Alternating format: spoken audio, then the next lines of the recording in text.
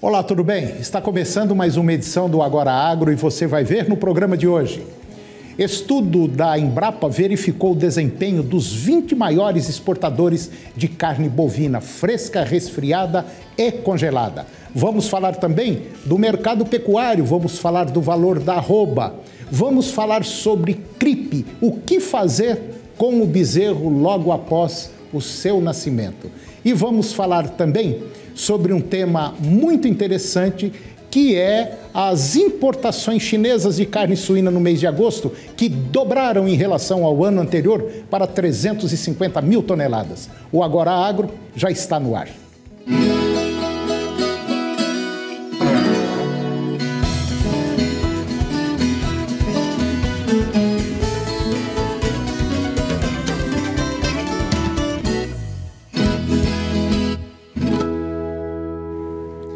Um levantamento do Centro de Inteligência da Carne Bovina, da Embrapa, o Cicarne, verificou o desempenho dos 20 maiores exportadores de carne bovina fresca, resfriada e congelada. Os pesquisadores observaram quantidade e agruparam de acordo com volume exportado e preço cobrado. E o resultado do Brasil fica bem abaixo dos seus principais concorrentes. A carne brasileira aparece como de preço baixo e quantidade alta. O país foi o maior exportador em volume, com 1.560.000 toneladas equivalente carcaça. Mas os preços pagos, esses preços ficaram entre 27% e 41% mais baixo do que a concorrência, em média de $4,17 por quilo. No topo da cadeia estão Estados Unidos, com $7,17, e a Austrália, com $5,76. No entanto, o estudo sugere que estes países têm baixa eficiência produtiva e precisam elevar esse aspecto para ter margens de lucro maiores. Para o Brasil, a sugestão é promover ações para agregar valor e qualidade para os mercados mais exigentes e que pagam mais. E agora eu vou conversar com Luiz Antônio Monteiro, diretor técnico da Nutroeste Nutrição Animal, e nós vamos falar sobre CRIP, nós vamos falar sobre bezerro. Monteiro, mais uma vez eu quero te agradecer sua presença aqui, sua participação no nosso programa, para dar continuidade àquela conversa que nós tivemos. Quer dizer, fizemos um trabalho com a vaca e agora nós vamos fazer um trabalho com o bezerro, certinho? Essa notícia que você acabou de ler, Tony, sobre agregar maior valor à carne, passa pelo CRIP. Porque quando nós utilizamos a comida para o bezerro no CRIP, nós desmamamos um bezerro com 1 a 2 arrobas mais pesadas. Sim. Portanto, nós estamos ganhando tempo na vida desse animal. E aquilo que nós temos falado sempre, de levar o animal ao abate por volta dos 2 anos de idade, passa pelo uso do CRIP. Então, é extremamente importante, tanto para o nosso preço internacional, quanto para o próprio desempenho do pecuarista. Então, é um conjunto de coisas. Fazer a vaca emprenhar mais, fazer o bezerro desmamar mais pesado, tudo isso é muito importante. E o CRIP é extremamente simples. É um cercadinho onde só o bezerro vai conseguir entrar e ali nós vamos colocar uma comida específica para esse animal, rica em proteína, alguma coisa entre 21% e 25% de proteína, rica em minerais, principalmente fósforo, tem que ser bastante alto, alguns elementos menores que são muito importantes que vão ajudar para o animal não sofrer diarreias, que também é importante, e ionóforo para melhorar a condição de rumen desse bezerro, fazer com que esse rumen se desenvolva mais rapidamente e, por ocasião da desmama, mais ou menos no 7º mês de idade, ele seja realmente um ruminante e não vai ter o estresse tão grande que ele teria se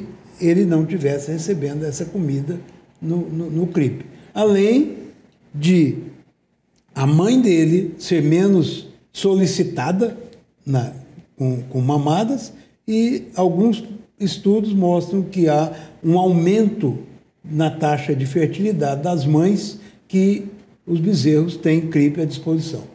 Bom, muitos pecuaristas dizem o seguinte: você está maluca para tratar de bezerro?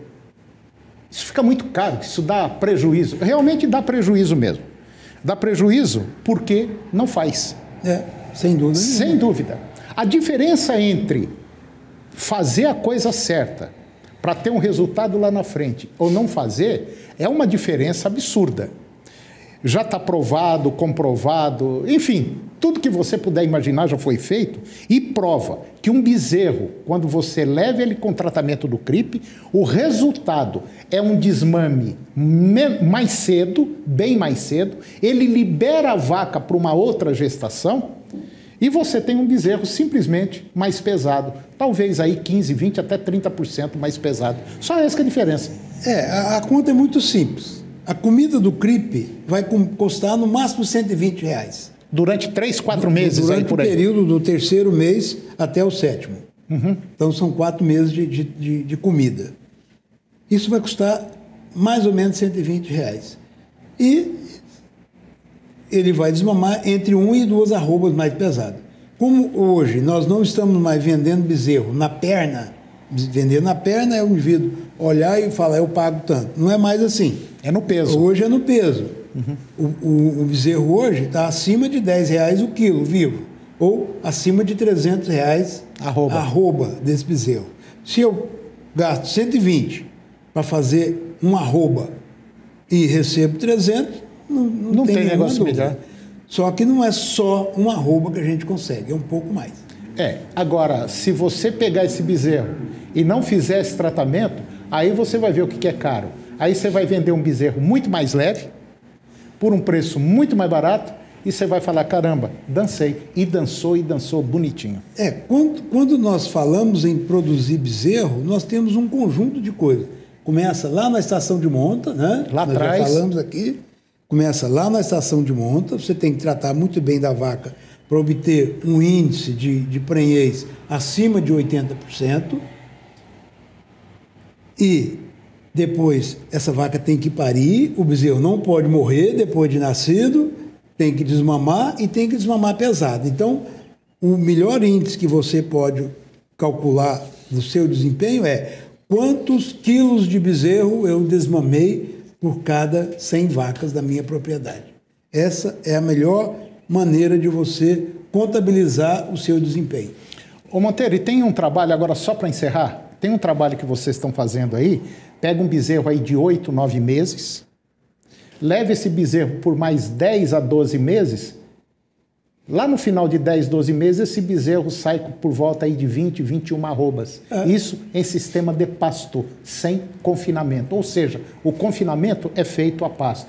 Então, um bezerro desse, que passa por um CRIP, você desmamou, deu um descanso aí de 2 meses para ele a pasto, tiver pasto bom, você pode levar ele para o acabamento, 12 meses depois ele está prontinho. Já existe gente fazendo isso. Já tem muita gente. Pega esse bezerro, trata dele durante mais ou menos 6 meses, Sim.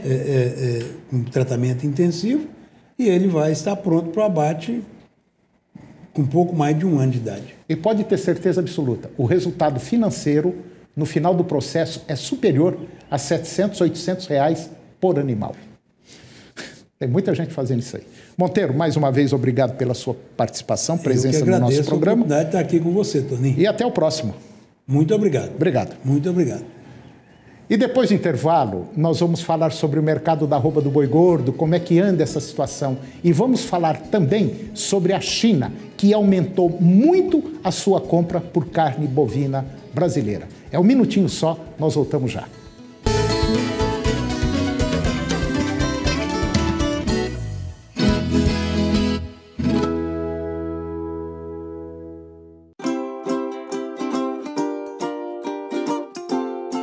Pai eterno ama todos os seus filhos. Ele quer sempre estar perto da gente. Uma vez, há um tempão atrás, havia um casal muito simples. O seu Constantino e a dona Ana Rosa. Um dia, o seu Constantino saiu para trabalhar perto do córrego Barro Preto. Ele pegou a enxada e quando bateu ela bem forte no chão, percebeu que tinha batido em alguma coisa. Ele pensou que fosse uma pedra, mas não era não. Lembrou o que eu achei, Ana Rosa? Era um medalhão. E nele tinha a imagem da Santíssima Trindade, coroando uma mãezinha do céu. Aí o Constantino e a Ana Rosa levaram o medalhão para casa. Eles estavam na frente dele todo dia e recebiam muitas visitas. Então fizeram uma capelinha de palha para que mais pessoas também rezassem. Gente que vinha de muito longe, de carro de boi e até a pé. Muita gente recebeu a bênção do Papai do Céu. Muitas graças e milagres acontecem até hoje, porque o Pai Eterno nos ama e ama você também. E todos que o recebem, com o coração de uma criança, herdarão seu reino.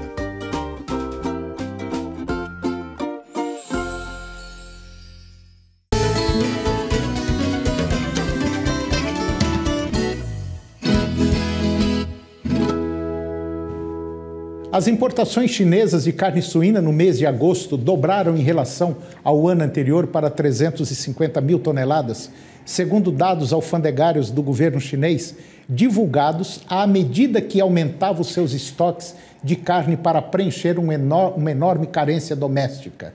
As importações, no entanto, desaceleraram em relação ao recorde do mês anterior, de 430 mil toneladas, uma vez que os surtos de coronavírus em algumas fábricas nos principais países exportadores reduziram o número de fábricas com permissão para embarque para a China.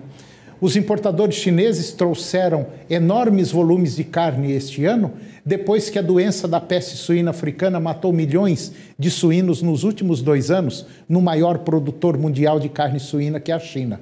E as importações de carne suína de janeiro a agosto foram de quase 3 milhões de toneladas, um aumento de 133% em relação ao período correspondente de 2019. As importações podem desacelerar ainda mais depois que a China proibiu os embarques da Alemanha, seu terceiro maior fornecedor neste mês, após relatos de peste suína africana em javalis. No entanto, espera-se que a produção da China se recupere depois que seu rebanho de suíno cresceu 31% em agosto do ano e após grandes esforços desde o ano passado para reconstruir o rebanho.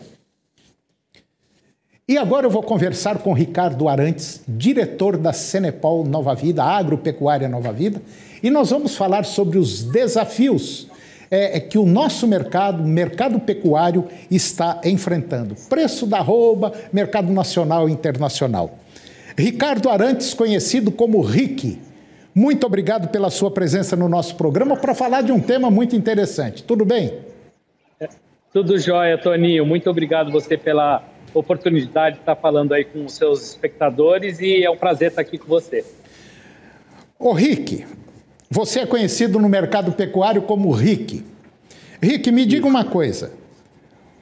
De maneira geral, a maioria dos pecuaristas pensa assim: nossa, arroba agora está uma beleza, está uma loucura. Mas tem muita gente com arroba R$250, 240, 250, que não está ganhando o que deveria ganhar, né?